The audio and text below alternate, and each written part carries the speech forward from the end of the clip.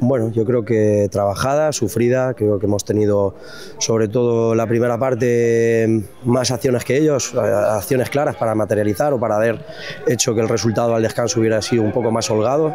pero bueno, al final pues mira, se han encontrado ellos con una falta, con una precisión, un golazo de falta de ellos y al final pues te aprieta el partido.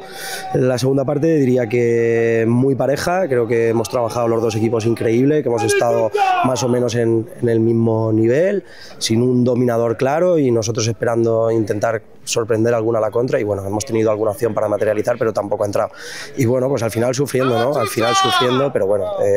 contentos por el pase a cuartos, contentos por el trabajo que está haciendo el equipo y a seguir. Sí, yo creo que aquí las eliminatorias, yo creo que las dinámicas no cuentan, creo que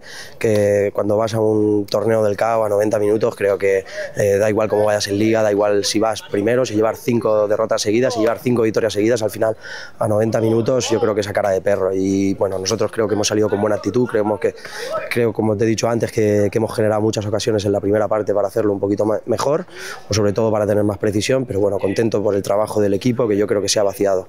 Sí, al final, bueno, ahora queda mucho, vamos a centrarnos ahora en Liga, volvemos a enfrentarnos a Massanassa en Liga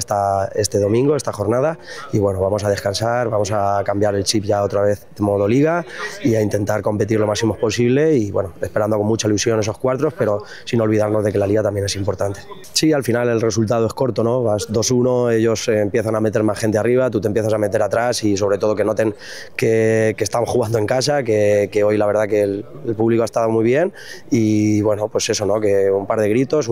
creo que ha habido alguna falta que la ha provocado la grada, ¿no? Porque al final todo el mundo suba, todo el mundo es importante y la presión pues siempre es importante y sobre todo cuando estén en casa que el chaval se sienta arropado.